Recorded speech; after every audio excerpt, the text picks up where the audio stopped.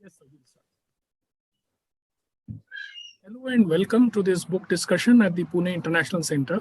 I am Abhay Vaidya, Director PIC. We are honored to have with us today Dr. Naushad Forbes, Co-Chairman Forbes Marshall and founder member of Pune International Center, to discuss his latest book, The Struggle and the Promise, Restoring India's Potential. We've been wanting to have this discussion for a long time and it's happening now. We are also delighted to have PIC's Vice President, Dr. Vijay Kelkar, as the chair for this session, and a very distinguished panel of speakers as discussants. Professor Ajay Shah, co-founder, ex-KDR Forum, and Senior Fellow, Pune International Center, and Dr. V. Premnath, Head of Innovations at the CSIR National Chemical Laboratory, and Founder Director, Venture Center, and member PIC. This book is full of candid, thought-provoking observations and suggested pathways. It is full of questions that demand answers and solutions. For example, Dr. Forbes asks, how do we reach a point where the government does less and citizens and firms do more? How can we fix things by learning from best practices elsewhere? How can we ensure openness, inclusivity, and innovation? This book is on the must-read list of many, and the eminent industrialist, Mr. Ratan Tata, recommends it strongly to students, economists, and to anyone interested in the future of Indian industry and ways to navigate it. As I mentioned earlier, Dr. Naushad Forbes is co-chairman of Forbes Marshall, India's leading steam engineering and control instrumentation firm. He is chairman, Ananta Aspen Center, Bharatiya Yuva Shakti Trust, and Center for Technology, Innovation, and Economic Research. He was an occasional lecturer and consulting professor at Stanford University from 1987 to 2004, where he developed courses on technology in newly industrializing countries. He received his bachelor's, master's, and PhD degrees from Stanford. Dr. Forbes is on the board of several educational institutions and public companies and has been an active member of CII, where he was president during 2016. I'm sorry, you've lost your voice, please. Abhay, we are losing your voice. Yeah. The chair for today's session, Dr. Vijay Kelkar, Padma Vibhushan, is the vice president of Pune International Center. He headed the 13th Finance Commission and was formerly the Finance Secretary and Petroleum Secretary. Professor Ajay Shah, Senior Fellow at PIC, studied at IIT Bombay and University of Southern California. He is now part of ex-KDR Forum and Jindal Global University, and his research is at the intersection of economics, law, and public administration. He is the co-author of the book In Service of the Republic with Dr. Vijay Kelkar. Dr. V. Premnath, member PIC, holds a BTech from the Indian Institute of Technology, Bombay, and a PhD from the Massachusetts Institute of Technology. He has also been a Chevening Technology Enterprise Fellow, and is an expert on technology development and commercialization. He is Head of Innovations at the CSIR National Chemical Laboratory and Founder Director Venture Center. I would like to briefly mention that Pune International Center is now in its 11th year and works in the areas of national security, energy, environment and climate change, social innovation, urbanization and economic reforms, and technology and national innovation ecosystem. Last year, PIC's book, Rising to the China Challenge, by 6 authors, including Dr. Kelkar and Professor Shah, was published by Rupa. We will first have the opening remarks by Dr. Kelkar, followed by an introduction to the book by Dr. Forbes. This will open into the panel discussion with Professor Shah and Dr. Premnath. May I now request Dr. Kelkar to present his opening remarks. Over to you, sir. Thank you, Abhay. Dr. Forbes, Dr. Shah, and Dr. Premnath, I'm absolutely delighted to welcome you, all three of you, for this really discussion on the great books I have read in recent months. Naushad Forbes is a He called himself a Parsi from Pune, but he really one of the jewels of Pune, not just a Parsi from Pune, but a jewel of Pune. And he is a outstanding economist, technologist, and of course, industrial leader. In fact, if I may say so, Naushad, you are a leader combination of three living legends, Dr. Manmohan Singh, Ramesh Mashelkar, Dr. Mashelkar, and Ratan Tata. That kind of combination of these three people is what it represents. And I'm delighted that you agreed to speak about your wonderful book. And we have two equally distinguished speakers. So I give floor to Naushad to make his present the book and make his remarks. Naushad, you have the floor. Thank you very much, Vijay.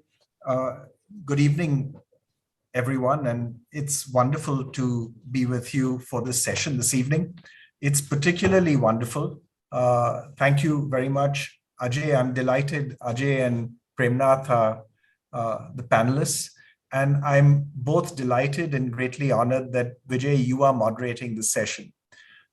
As anyone who's read my book would see, I think not only that your book that you did with Ajay in service of the Republic that Abhay referred to just now, that not only is it a great book, but it's a book that, in my view, is required reading for anyone interested in public policy in India and indeed in most emerging markets. So I really, I not only returned the compliment, but I returned it in stronger terms, because it's truly a book I recommend extremely highly. So I'm delighted to be with you. Let me make a few quick introductory comments on a few themes that run through the book. And then I really look forward to both Ajay and Premnath's comments. India, let me start with some background. I mean, India is a country of great promise. Many people feel this. The world really wants India to succeed. This has come across so much from so many different quarters over the years. And I'll give you a few examples. The Prime Minister of Singapore, the then Prime Minister of Singapore, Goh Chok Tong, said this very clearly 30 years ago. The US Trade Representative said this in 2016, right after he expressed his extreme irritation with India for blocking an agreement at the WTO. And I think we heard almost the same kinds of comments in the Quad meeting that took place earlier this week in Tokyo. This is also the message that we received when we took CI delegations to Iran, to Sri Lanka, to Vietnam, to Myanmar, to Indonesia, that India was not only welcome, but we were actively sought as a benign force for good, as investors in the country, as a country to work with and deal with. So with that background, I think it's good to say, how do we realize this potential? Because this welcome that we have, this desire that the world has for us to succeed, is a source of great soft power for us as a country. Message that I always give my friends from overseas is that when they talk about India and look at India as a place, whether to do business or to live in or whatever, that India is a long-term play. It's not a short-term play. And my book too is a book about long-term fixes. It's not a book about quick fixes. It seems to me that getting to leadership is a 20 to 30-year project. It's not something that we can expect in 4 or 5 years. And we need to frame our thoughts around getting to leadership with that mindset of this being a 20 to 30-year project. I talk about 3 key changes in the book, which I think sort of summarizes some of my broader arguments. The first is that one should expect much more of industry if we expect India to play a leading role in the world. The second is that we have to get the balance right between policy, institutions, and culture. And we particularly need to get the role of the state right. And third, the quality of our democracy matters. The norms of being a liberal democracy are very important if we are to really deliver on our future and our potential. And I'll talk about each of those three briefly. So first is, I demand much in the book on policy changes from the state, but my first demand really in the book, and it comes across in 4 chapters, is I demand much from Indian industry. I think there's much change that we need to see happen from us in industry.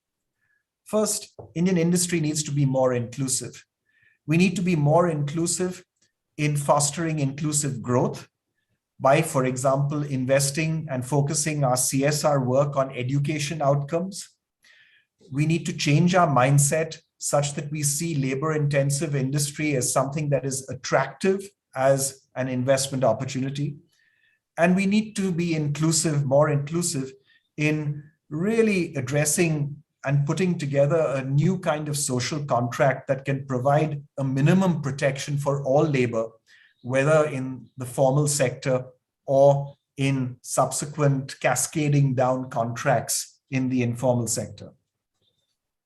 The second demand of Indian industry, if you like, is that we need to be more international.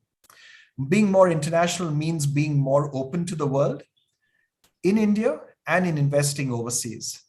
There's been some change in the positive direction in the last year, but in the last 5 years or so, the policy framework for India and Indian industry has turned, it seems to me, rather decisively protectionist.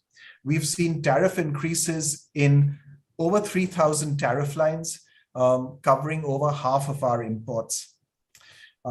That reversal that we saw in 30 years of opening up is a reversal that we need to see happen again.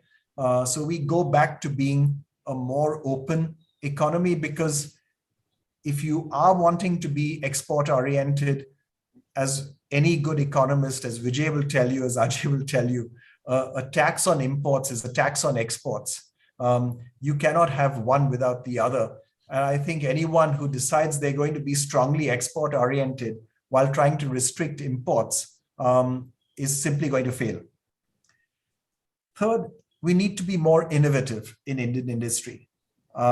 This is sort of my academic field, and I feel I can speak with some limited authority here. And the argument that I make in the book is that we need to significantly increase Indian industry's investment in in-house R&D. Indian industry invests around 0.3% of GDP in in-house R&D. The world average is 1.5%. China actually invests somewhat more than 1.5% in in-house R&D. If you look at the top 2,500 R&D spenders worldwide, in India, we have about 30 firms in the top 2,500. The US has 800. China has over 500 firms of the top 2,500 investors in R&D, in-house R&D worldwide. So we have a huge way to go. And I think our efforts to be more innovative as a country need to start in Indian industry, and in Indian industry, investing more in R&D.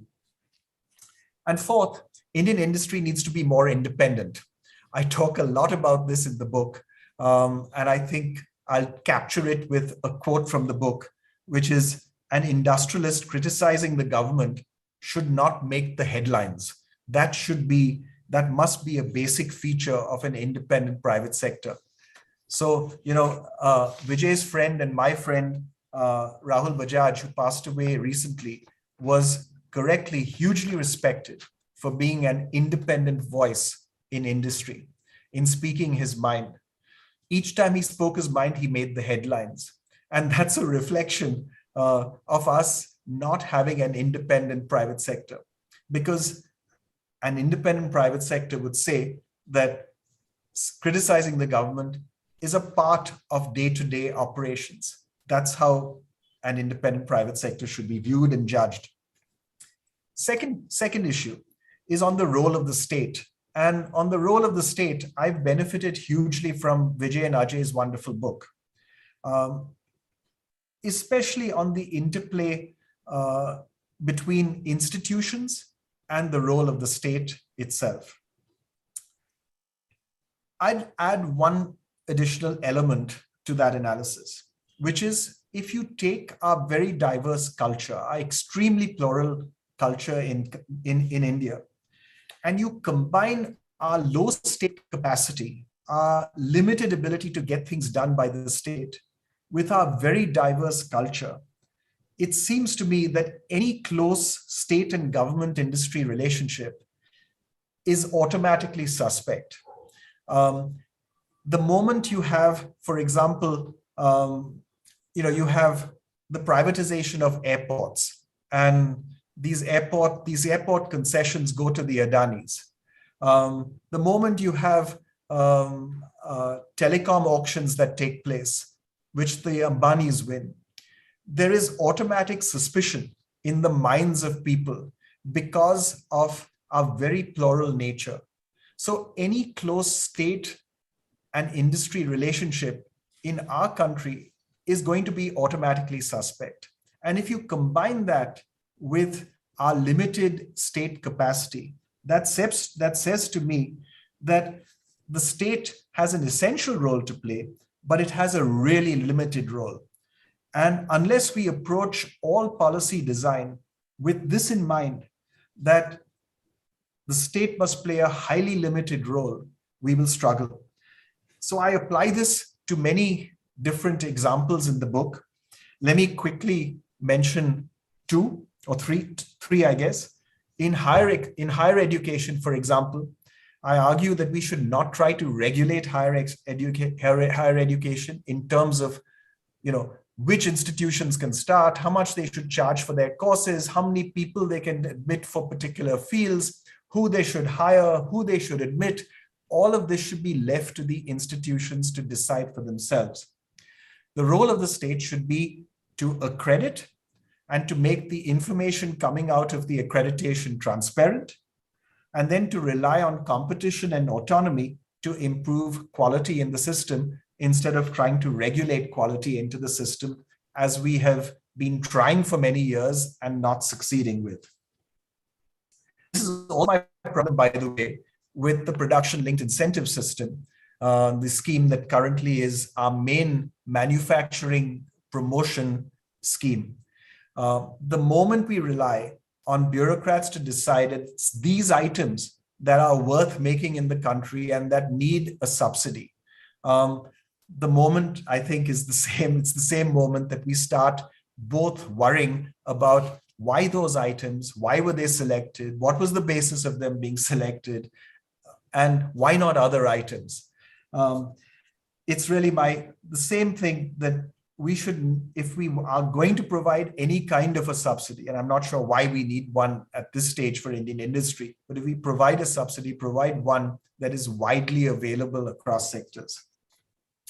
And it's also what I would recommend, for example, I don't talk about this in the book, for climate change, that instead of detailed policy making, I would recommend one big simple intervention like a carbon tax as a way of actually fostering a movement in the right direction, because it's easy to implement and applies widely across sectors without one having to pick winners.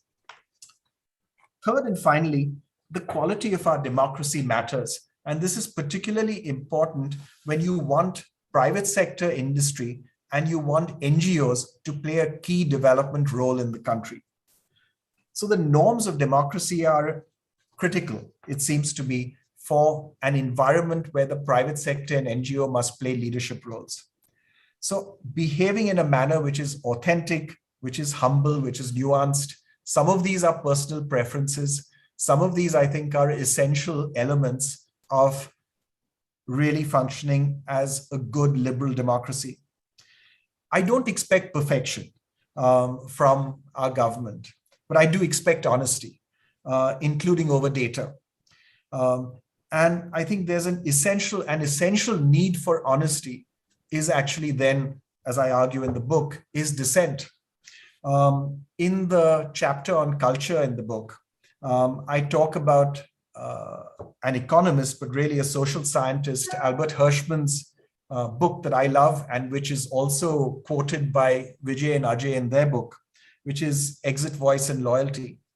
And Albert Hirschman argued that people respond to a decline in anything, in the products that or services that a company provides, in a service that's provided by a state at whatever level, or indeed a decline in a country as a whole, through either one of two options. You either express voice, you either complain, right? Or you have the exit option. You stop buying the product or service, or indeed, in the most extreme form, you emigrate, right? So, and what decides whether you use voice or exit depends on loyalty. It depends on whether you're loyal to the particular institution, and the institution has built that bond of loyalty over time. So I see dissent as an essential element, actually, of the voice option. Dissent is a way of proving that you're loyal. It's a way of proving that you actually care about the institution or the country or the company that you're trying to improve. So the book ultimately is an argument for active engagement. It's an argument for understanding, for discussion about many key questions. I hope that some of the answers that I try to provide in the book are convincing, but even more, I hope that it actually prompts a good discussion about some of these questions, because that, I think, is what will take us forward as a country. Let me stop there. Thanks. Thank you. Ajay, would you like to share your thoughts? Yes. Thank you, Naushad. It's an honor and a privilege for me to be here on this book talk today. I read the book with great interest. I have 4 things that I would like to say based on reading the book and lightly adapted to what you just said. The first is that I want to call out something that you have done forever, and maybe you have not adequately noticed what you are doing.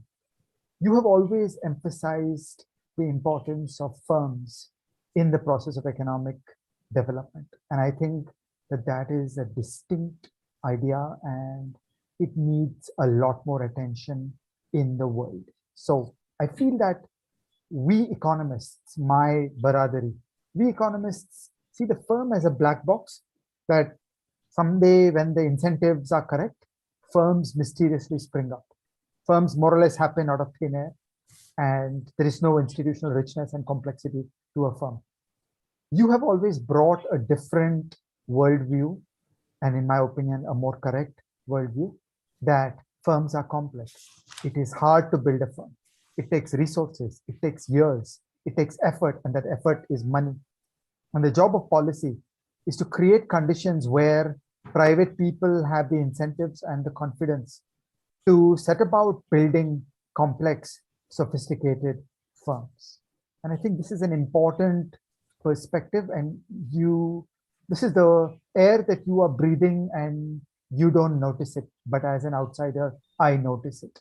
And this is something that we economists make a mistake about, which is the importance of creating conditions for important individuals to pull together the capital and the people and dig in and spend long years building organizations. And these are the firms.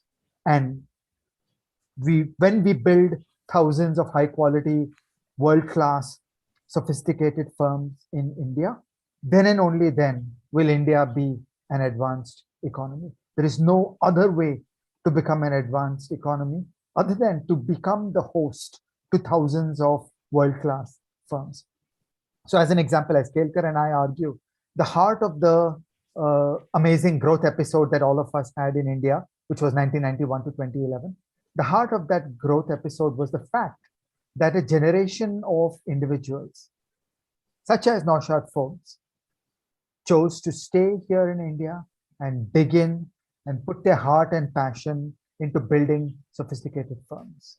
And the most concerning thing about the post-2011 period has been the increasing exit by many people who could otherwise have been instrumental and pivotal to the process of building capable organizations in India, who are instead choosing to not dig in and build in India. So I think that this is a worldview that pervades the book, and I think is non-trivial and non-obvious, and is certainly a blind spot amongst the economists. Too many economists have this mental model that you can switch on and off controls, and the firms will respond in a trice. That's not true. There is hysteresis. When you ban an activity, you've destroyed the organizational capabilities of those firms. When you unban that activity, it may take a decade or more for the firms to come back, not least because the key individuals in that field no longer trust the government, no longer trust the Indian operating environment. So for instance, just when private Indian firms were mobilizing themselves to buy wheat in India and export it to the world, the government came along and banned wheat export from India. Well, it may be expedient, but it has a long-term adverse consequence, which is that it damages the establishment of sophisticated firms. It sends dismay into the hearts of all the creative geniuses who were digging in to build a complex firm which is able to operate in India and become a wheat exporter. Okay, my second comment is that I support and welcome your reiteration of globalization. I think too many people have got into this worldview of trade barriers and capital controls. It's the whack-a-mole that never goes away. Respectable economists are all too often ready to make peace with nation states that interfere with cross-border engagement. And this is just wrong, and it needs to be stated over and over and over. And I was so amused when you reminded everybody that a tax on imports is a tax on exports. I also saw another beautiful way of putting this in a recent article by Paul Krugman. He looks at the recent events in Russia, and he reminds us that the glory of international trade is the privilege of importing. By exporting, we get access to hard currency, and then we as Indians have the privilege of being able to put down money and buy the best goods and services from the whole world. And that is an immense privilege. We have access to all the great productive capacity of the world. And right now, under sanctions, Russia is discovering the abject misery of being cut off from the privilege of buying. So it is so precious, it is so powerful that we in India are able to buy good things from all over the world, whether it's a raw material, whether it is a capital good, whether it is a consulting service, whether it is a licensing of a technology, or all the way to consumer goods that we as individuals might like to get. My third comment is that as a card-carrying economist, I am a little unhappy with your narration about R&D, where you portray it as something about culture, attitude, optimism, ambition. I would just stick to my guns and say it is all about incentives. Indian firms will invest in R&D when they have incentives to do so. And then the root cause is all in internationalization, in removing trade barriers, in removing domestic barriers to competition, in removing the central planning system that the government runs that interferes with the imagination of private firms who might seek to build products and processes in India. So there is only one reason why firms in India are not sufficiently oriented towards R&D, and that is the Indian state. It is the Indian state that has created barriers to internationalization. It is the Indian state that has created barriers to competition. It is the Indian state that runs the central planning system, that orders firms on what to do and how to behave, and demands a permission before products and processes are modified in innumerable industries of India. So I think I entirely agree with you when I bemoan the behavior of firms in India. I would just like to take you back to 1991.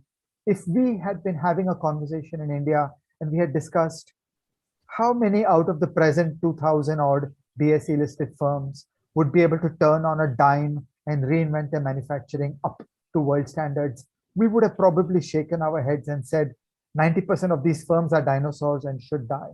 Well, in truth, it worked out that only 40% of those firms were dinosaurs and died, and the remaining 60% reinvented themselves when India changed. So I think incentives are very powerful, and you can teach an old dog new tricks, but we've got to have the correct incentives.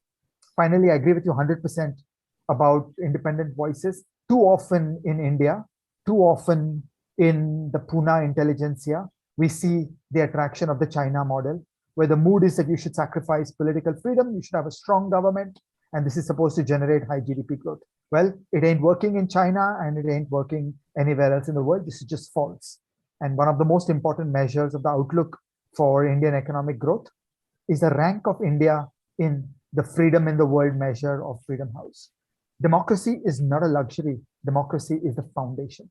We as a country will get our act together when there is ample criticism in the country and when there is competition in the political landscape through which performance will matter and then good ideas will bubble into the policy process. So democracy is an intrinsic value in and of itself, in exactly the sense that Gandhiji and Nehru treasured democracy. But I think standing in 2022 with our experiences of the decline in Indian growth after 2011, I think all of us should go one step further and argue that democracy is also an instrumental value. It is a raw material through which a country makes fewer mistakes. So I'll stop here. Once again, Naushad, thanks a lot. It's a great book. We treasure and value the role that you play in the Indian intellectual ecosystem. Thank you, Professor Shah. May I now invite Dr. Premnath? Thank you, Dr. Kelkar. Can you hear me? Yeah. Okay, great. I thought I'll first make a few opening comments of a generic nature, a few specific ones, and probably end on a few thoughts which are more like questions to Naushad, and then take it from there. Perhaps it'll lead up to the question answer session as well. First of all, I would like to congratulate Naushad Forbes for writing this very thought-provoking and insightful book. That actually is surprisingly easy to read when you think of the several different topics that it wrestles with. I would actually love to have a separate opportunity to discuss and debate with him on his prescriptions, which some of them I may not agree with, but I'll keep that for another day. Today is not that day. First of all, thanks to Milan for thinking of me when the book was released and sending me a copy. My wife promptly monopolized the book and vigorously nodded her head in agreement as she read it. As you can make out, she is a big fan of your thinking on especially higher education. And so that I couldn't get the book off her for some time. In the book, Naushad combines in a very interesting manner carefully selected data, definitions, and conceptual frameworks of scholars with his own analysis, opinion, and prescriptions, and many of which actually seem so reasonable that I find it hard to believe that we have not acted on them yet in the government or in society as such. All through the book, Naushad, of course, draws heavily on his own unique experiences in the US, especially at Stanford, in Forbes Marshall, CII, Pune City, and various committees and governing councils that he's been part of. His warmth and respect for many of his teachers, industry comrades, and the occasional bureaucrat, economist, or politician comes out loud and clear. I also enjoyed his occasional digs at China. On one occasion, while describing excellence in exports, he's tempted to talk about export of viruses. And as an innovation evangelist myself in the midst of academics in research institutions, I could relate to and smile at the John Hennessy quote in the book, referring to the art of getting professors to collectively move in a particular direction. John says, it's like herding cats, and there's only one way to herd cats. You have to move the food. And that's indeed true, and quite a frustrating exercise in practice. As Naushad mentions in a different context of him giving up his efforts to be exact, age eats idealism for breakfast, and I can relate to that as well. This aside, I think Naushad writes with a lot of passion to educate and convince us all on the directions the nation should take.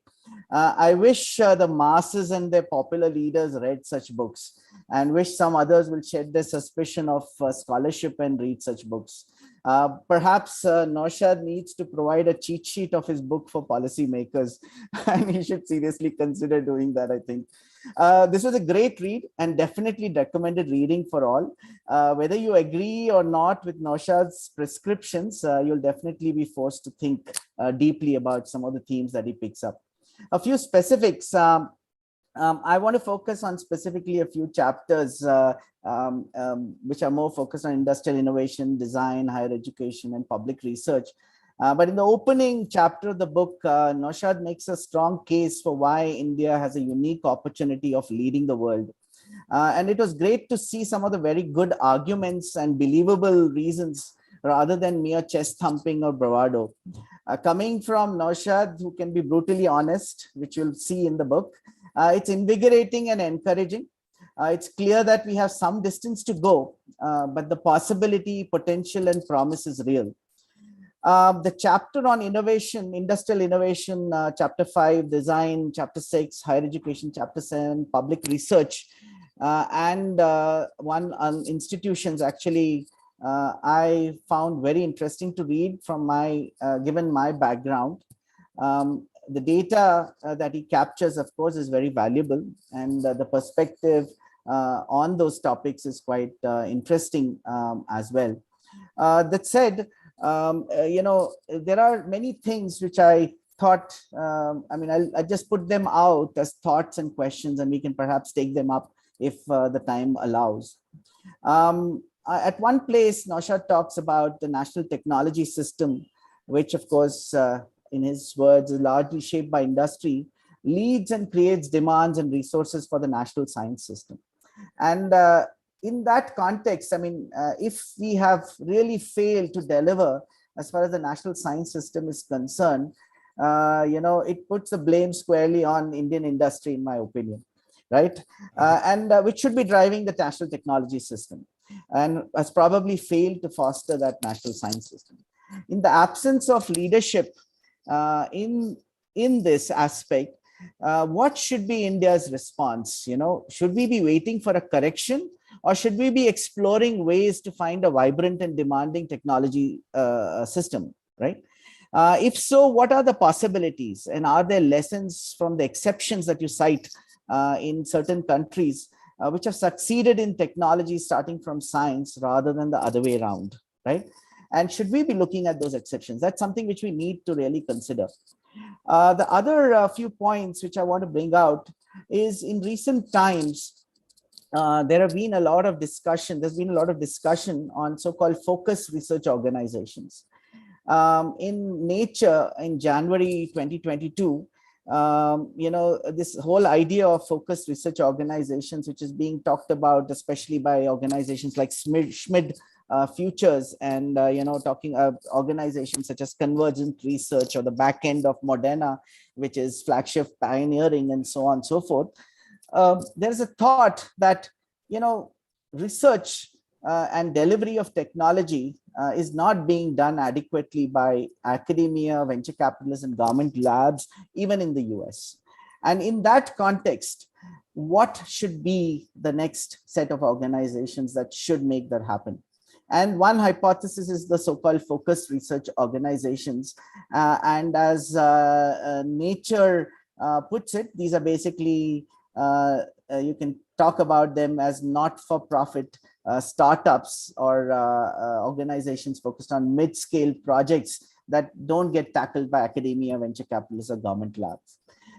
When I think about those and compare it with what CSIR was envisioned to do many years ago, I wonder if we either missed the foresight of our founders, or there's an opportunity knocking on our door in the form of not-for-profit focused research organizations which we are missing. A few more points. I really appreciated the focus when we're talking about industrial innovation, Naushad asked the question, are we too small to really invest in R&D as firms? Also, are we shying away from select sectors which are R&D intensive? He does talk about certain sectors which are known to invest a lot more and large companies investing a lot more. Why is it that we are not having those companies in India? Not that R&D should be an end in itself, but is there a reason why that is happening? Are firms and entrepreneurs content with the returns that are possible without necessarily taking technology risk? And is that the problem? And if so, how do we solve that particular problem? He also talks about design in his chapters and about how important great design is, and looking at global quality and moving up a value chain. In the higher education chapter, I also, like the focus on research universities, the fact that we need to have full service universities, the fact that students are the real product and output that really matters from such institutions and the difference that they make in society. That's also very clear from the US experience as well. So these are all very good points, which I really appreciated. The last point about the chapter on public research, of course, Naushad does talk about also the CSIR, which I am part of, but I'll reserve that for a later discussion. But one of the things which I wanted to also throw open and maybe request you to consider is, if you look at the whole budget of CSIR, that's about $2/3 of $1 billion in a year. And if you talk about a large US university in the US, a single university will probably have a $2 billion, or a Stanford would have a $2.5 billion annual research expenditure budget. So when we talk about research expenditure by these institutions and allocating them, sometimes I feel that we are bickering over something small, whereas we should be actually expanding the pie. And I would like to hear Naushad's comments on that as well. Shouldn't our emphasis be on expanding the pie? And as we expand the pie, it is but natural that the allocations will change. And I wouldn't be surprised if the proportion of research that is going into research, which is industry-led and so on and so forth, increases consequently. There are a few other points which I will come back later if time permits, but I'll stop here.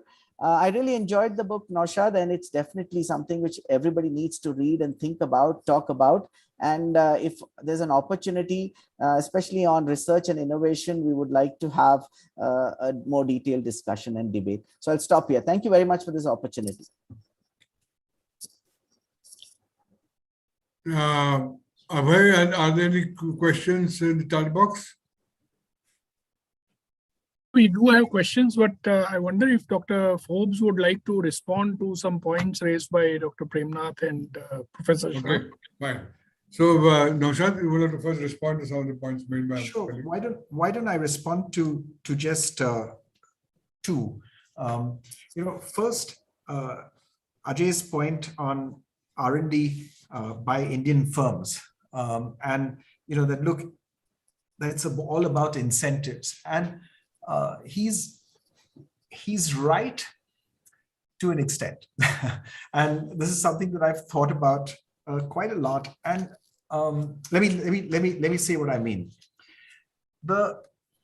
Without question, one needs a highly competitive environment because the best incentive to invest in R&D is the threat of being pushed out of business otherwise. It's the threat of exit and being of forced exit. Yeah? So without question, and there I fully agree, and that's why you need international competition, you need good quality competition. The challenge is good quality competition, because it's also possible to have a lot of competition, but if the competition is not adequately technically focused, you can have a very competitive market without it being technically vibrant. And there are examples of that, not just in India, but around the world. So for example, the maquiladoras in Mexico, the assembly plants in Mexico, are a good example of a very open market, a lot of competition, but a technically unvibrant area. And it's, in a sense, a failure of entrepreneurship more than anything else. So it seems to me a necessary condition that you need a highly competitive environment to provide those incentives, but it's not a sufficient condition. You need something more. And I think the something more is this point on ambition of firms. It's the right policy environment for where you have the right production of people coming out of your higher education institutions that can then become entrepreneurs, that have adequate role models. It's this whole sort of right entrepreneurial, technically sophisticated ecosystem that I think is required. So that's what that would be my comment on that point. And relating to the same point that Premnath mentioned, I think your point on the technical system placing demand on the science system, that's the argument that I make in the book using the work done by many others. And that, look, if that has not worked adequately in India, do we need an alternative? Well, I would argue that in India, we've tried the alternative for years. We've tried the alternative of actually investing in the science system very early on, well ahead of time, ahead of the industrial development and competitive industrial development structure. And it hasn't worked. It hasn't delivered. And I do not see a science-led industrial renaissance being the way in which we will develop really successful, highly innovative firms. I do think it'll have to start in the firms, and that will create then a demand for science to thrive in turn, but in turn, not first. That's the view. Does that mean that we should not be investing in science? No, we should be investing in science without question, but we should be investing in science in our higher education institutions, not in autonomous labs. Because by investing in higher education institutions, you create a flow of talent coming out of those institutions, some of whom may go off and start firms, and others will go and work for firms and become the core of those thriving R&D programs and departments. I'll stop there. I'll just respond to those 2 points so that we can take other points and questions. Thank you. Dr. Premnath, you want to add anything else before we go to Q&A? Because you said there are some questions. I just wanted to comment here that the line between higher education institutions and research organizations is actually quite thin. I mean, it's not as stark, right? Yeah, clearly DRDOs of the world, the departments of space, and all of those are more production-oriented R&D. Whereas when we're talking about CSIR kind of organizations, actually there's a PhD, active PhD program. There are also entrepreneurs coming out. For example, Dr. Anji Reddy from, is an alumnus of NCL actually. Although shows up as Bombay University. He's a PhD from here, right? So it does happen that there are outcomes that are coming out of some of these research institutions as well. I also wanted to point out that in the US right now, things are changing very dramatically. If you looked at the COVID situation, for example, hardly anything came out of higher education per se, except what was already there and was pushed ahead by industry, right? If you look at the products that came out, including, say, what came out from the vaccine side, from BioNTech or Moderna, or Molnupiravir, which came out of Emory, but through Ridgeback Therapeutics and over on to Merck, or even in India, organizations like MyLab contributing to the diagnostics. I think the role of different organizations in translating technologies, taking them to market is changing very rapidly.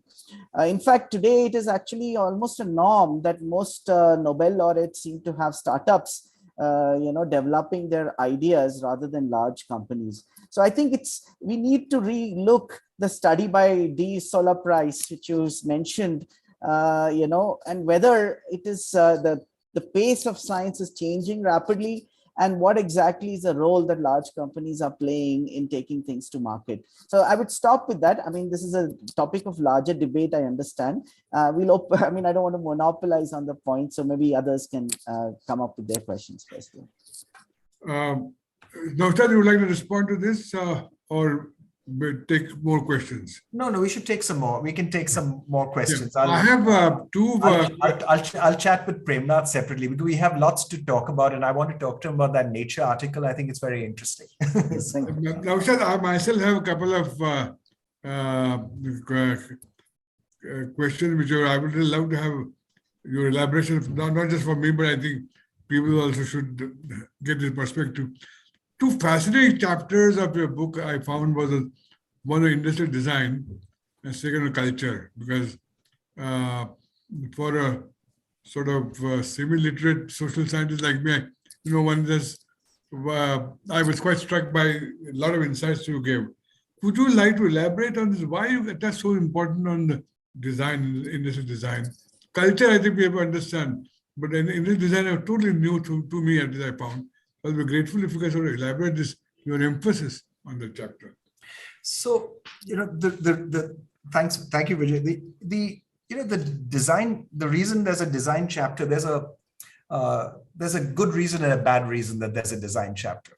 So if you like, the bad reason that there's a design chapter is that for various accidental reasons, I ended up being the chair of the governing board of NID Ahmedabad and the chair of the India Design Council. So I had exposure to the design policy environment in the country and met lots of designers and learned a lot about design. And we've done design in our own company, and I've really thought it very important to us. That's if you like, the bad reason or the transactional reason. There's a good reason also. The good reason is that I would argue that for many fields, the design and technological frontiers are distinct. And the technological frontier, pushing the technological frontier forward, often involves a great deal of risk, and it involves a great deal of cost and investment that one needs to make in pushing that frontier forward.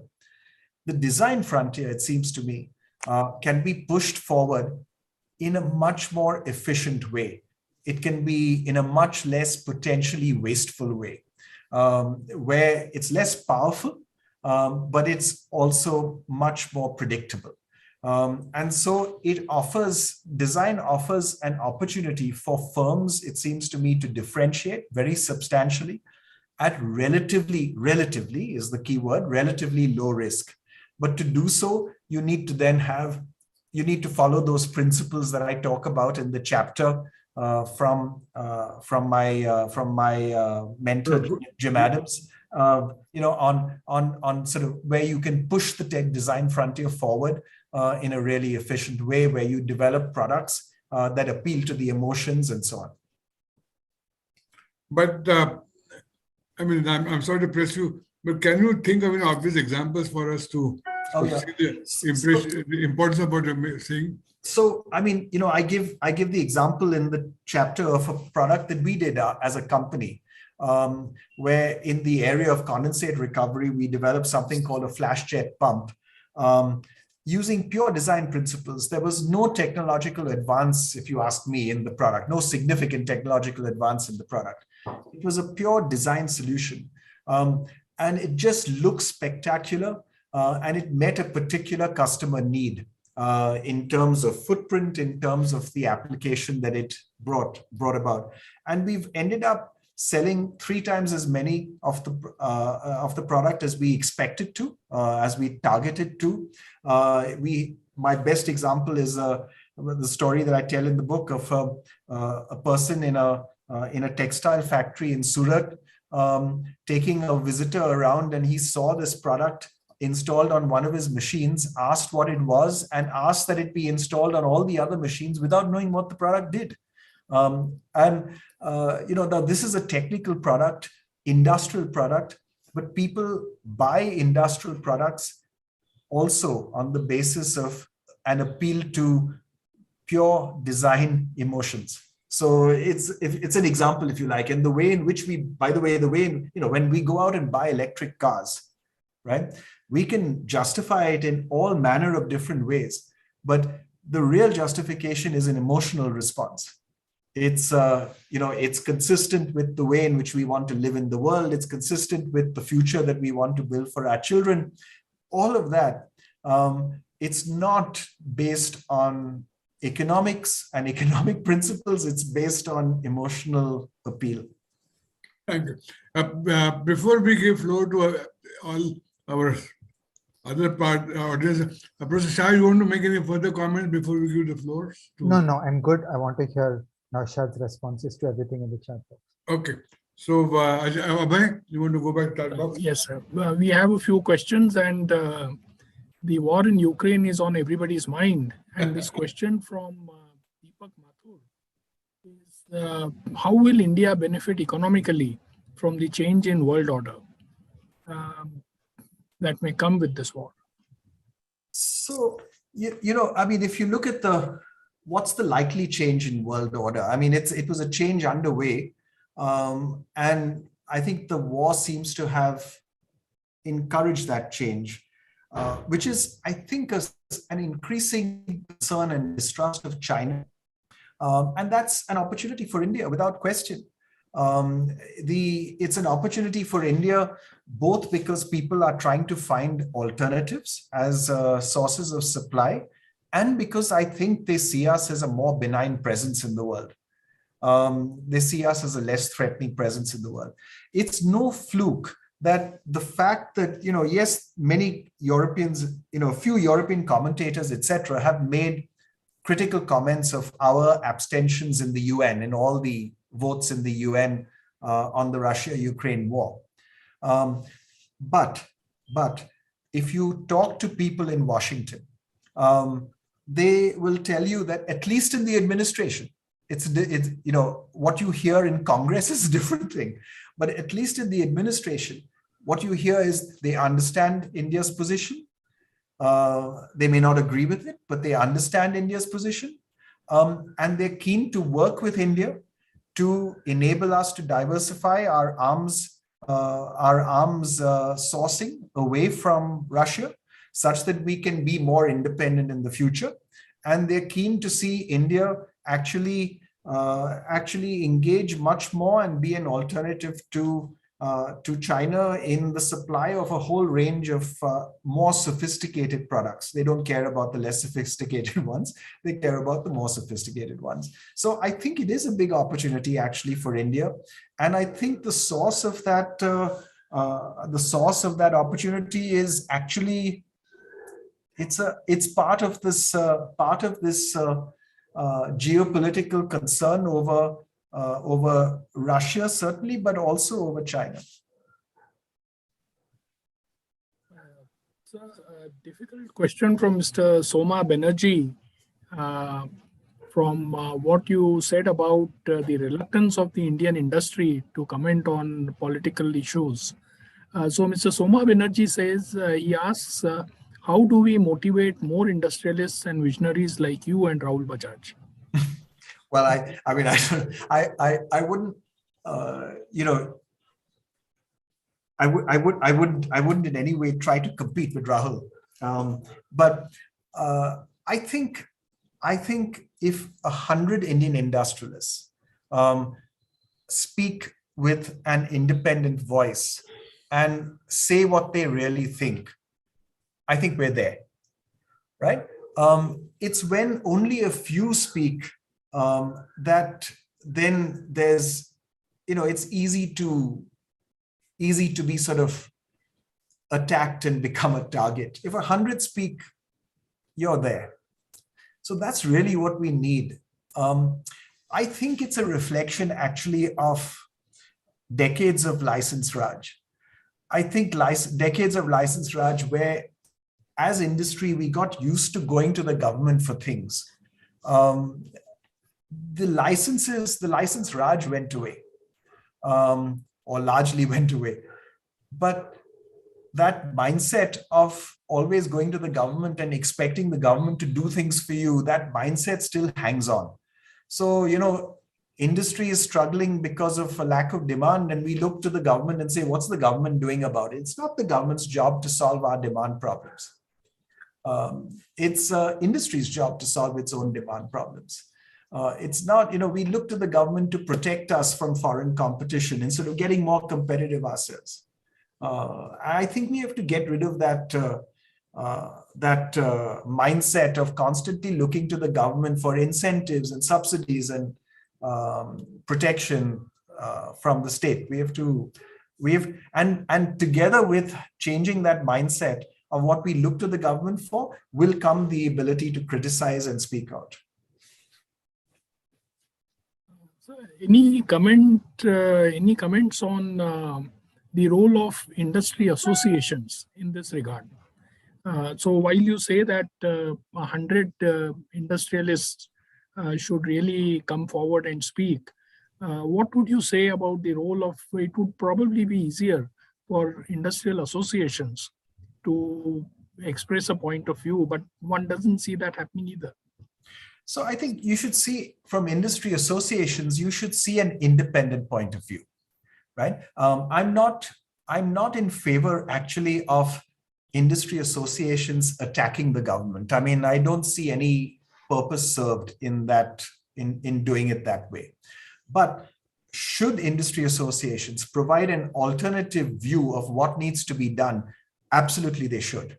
Let me give you an example of a very positive role. I mean, which is right here in Pune, and Sudhir Mehta is on the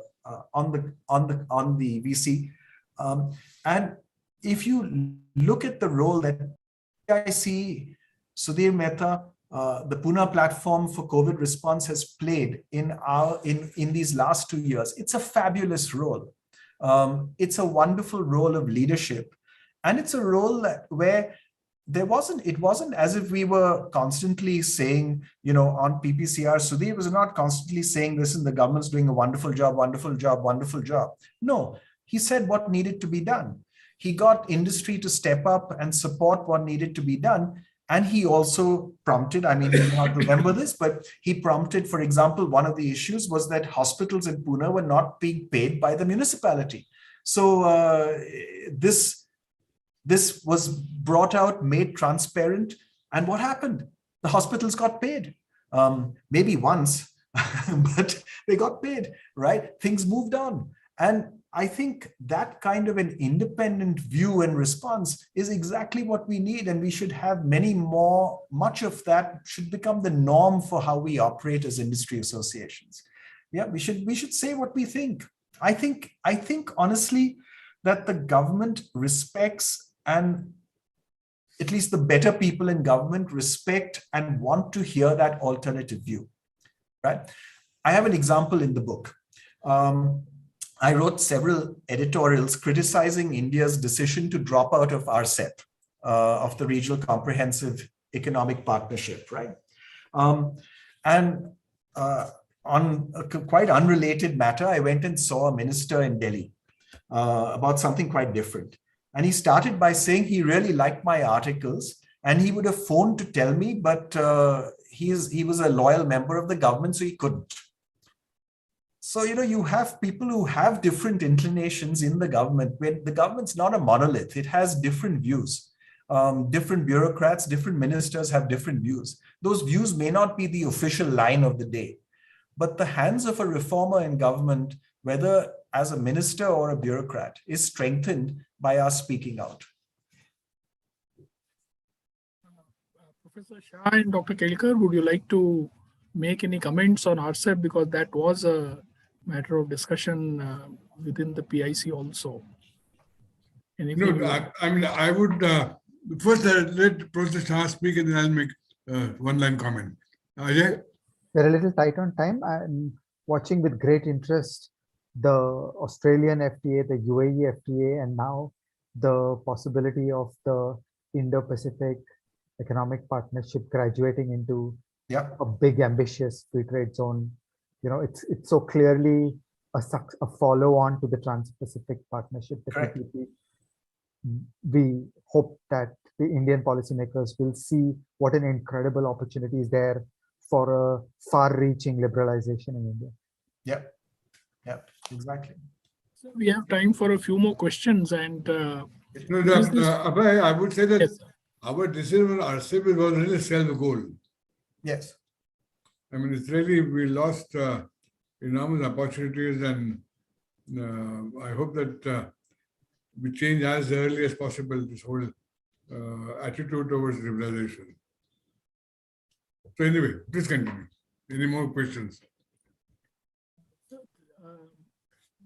as you said in your opening remarks, the world wants India to succeed and is to some extent working for India to succeed. How do you think the young India and young Indians will work for themselves? What can young India do in this regard? What needs to be done for young India? Well, I mean, I think one of our great strengths is our young population. Let me qualify the comment also about the world wants India to succeed. The world wants India as a really benign, good force in the world to succeed. It doesn't want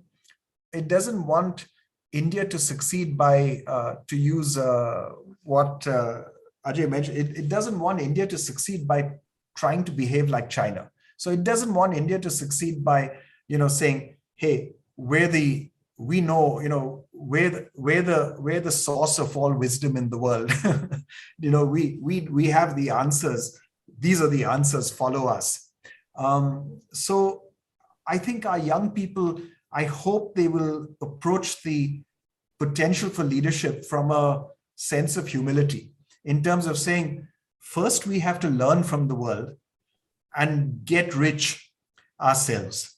We have to move ahead as quickly and efficiently as we can by learning from everyone else in the world, and then putting in our own effort as a supplement. And then as we get richer and richer, we have to play that responsibility in the world by following rules, etc. Let me give you, we keep talking about that India subscribes to a rules-based international order, right? If that's true, it means that we have to follow the rules-based international order, which means if the WTO says something, we have to agree with it and follow what it actually decides. If the WHO puts out a report, we must not try to suppress it. We should take the comments and the comments on the number of deaths, etc., on board, right? And look at it, study it, go back if we think certain things are wrong, but not try to be in denial, not try to attack the institution. If you aspire to lead, that's what you have to do. If we say that we're a rules-based, we believe in a rules-based international order, then that means we have to follow what multilateral institutions say. So one of the things you said that you often tell people, and especially those from other countries, that India's is a long-term play, not a short-term play. And drawing on this, Mr. Sadashiv Kulkarni has this question that electoral compulsions will make it difficult to focus on long-term thinking. So government elected 20 years from today will reap the benefits of investment in education today. But what incentive do politicians have to work on long-term thinking? Any examples from other countries which have done it successfully? Well, it's part of the same. I mean, I take the point, that there are, without question, great electoral compulsions to, where you try to deliver on something, you announce something which you can deliver on in the short run, and the short run defined as before the next election, right? So yes, you have all of that. But I think people are broadly more intelligent than we give them credit for. And I think spending time explaining things again and again and again, and if it's still not understood properly, explain it yet more. On what's I think you ask, look at the sacrifices that Indian families make to send their kids to the best possible school and college they possibly can. They appreciate that education is very important for the long-term future of their children and their families. And it's a ladder of progress for them. They're willing to make those long-term commitments. And I think any government that talks about the importance of education and is seen to be doing the right sensible things on education will reap electoral benefits. It's very unfortunate that education, the quality of education, both school and college, is not an electoral issue. It should be an electoral issue, not just what are the reservations in education, what are the fees being charged, etc. I think one can explain that, listen, a system where you control fees and then allow capitation fees to be the bulk of what private institutes charge is a wrong system and an unfair system, because only the rich can afford those capitation fees. So you can make these arguments, I think, very publicly and very vocally. And if our politicians start doing it, I think people will hear them and appreciate it. I was at a conference in Switzerland earlier this month, and the president of Switzerland spoke on Switzerland's policy of neutrality. And I thought it was a wonderfully refreshing speech, because 3 times in his speech, he said, "I don't know." I respect a political leader who actually says that there are things in the world that he doesn't know. So I'll take one last question before handing the floor back to Dr. Kelkar. And this question is from Mr. Sanjay Kanvinde. He asks your thoughts on centralization versus decentralization in the way the country is being run and implications of those in meeting our potential. His follow-on question is, which of the states in India are closer to meeting their potential and why? I'm not sure. I think maybe between Vijay and Ajay, they'll be able to answer that second question better than me, I think. But it's a great question. On the centralization, decentralization, I think you have to go back and forth. There are some things that you have to do in a centralized way. So like, say, a carbon tax, you can't do a carbon tax at the regional or local level, because you'll simply have exit to where you don't have the carbon tax. So you'd have to do a carbon tax in a centralized way. And indeed, you need international agreement on a carbon tax, at least at a minimum floor level, so that you don't have, again, exit from one place to the other. So some things need to be centralized like that. But the great bulk of implementation on the ground, it seems to me, we would only benefit from decentralization. From if we're trying to implement a work scheme or any kind of a subsidy scheme, etc., having it operate as close to on a decentralized basis, as close to people as possible, it seems to me it has merit. Yeah, that's the one comment I'd make there. On the state question, I don't know which state is here meeting overall potential in the country. I mean, I suppose you'd need to, there is a reason why the southern states have progressed more rapidly than the northern states in the last 30 years, and seem to have benefited from liberalization to a greater extent than the northern states in the last 30 years. I think it's because they had higher literacy rates to begin with. They seem to have better schooling systems. I wouldn't say they have governments that are particularly, more effective, but they seem to deliver better outcomes. But maybe Vijay can answer that question much more insightfully than I can. Dr. Kelkar, any thoughts? No, I think I will only endorse to what Naushad has said, and I think the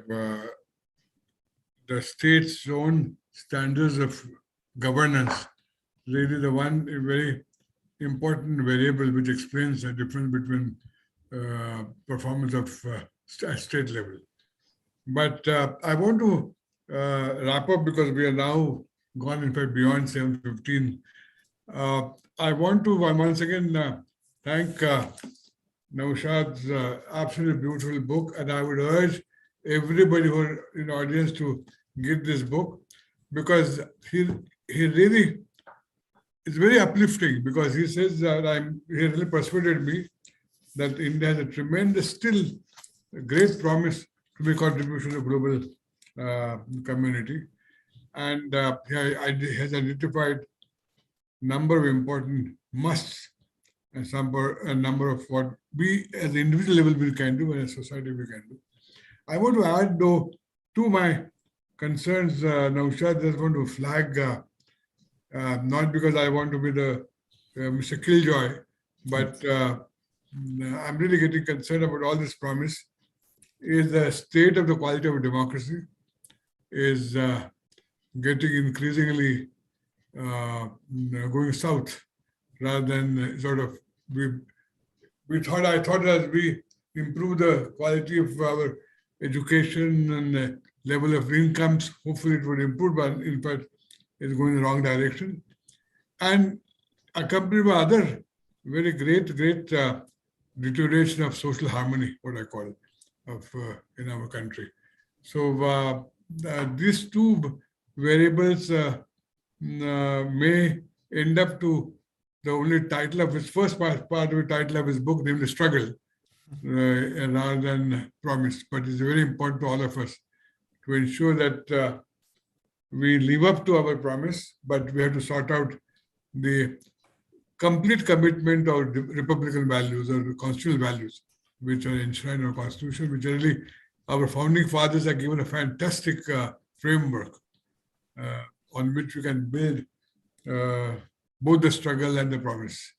So with this sort of concluding remarks, I once again want to thank Naushad for very writing such a thoughtful book and sharing it with our the audience this evening. And I hope I'm now looking forward to his next book actually, so that we have the benefit of his wisdom and his insights. So thank you all, and I declare our this evening closed. Thank you very much. Thanks a lot. Thank you very much. Thank you. Thank you. Thank you. Thank you. Thank you very much. Thank you, Abhay. Thank you very much. Thank you, Professor Shah. Thank you, Dr. Prema. And thank you, Dr. Kelkar, for chairing this session. And thank you to the members of the audience for their questions, which made this discussion so enriching. Thank you and a very good evening to all. Thank you. Thanks. Thank you. Thank you. Bye. Thank you very much. Thank you, Vijay. Thank you very No, not at all. Thank you. Thank you. Anytime. And I agree with your two comments very much. Fully. Yeah. So I hate to be party pooper, but I thought No, you're quite right. You're quite right. The second one has the capacity to derail the promise. Exactly. That's what my worry is. So that's why Yeah. we should be mindful of that. Yeah. Absolutely. Yeah. All right. Thank you. Yeah, Bye. take care. Bye. Bye.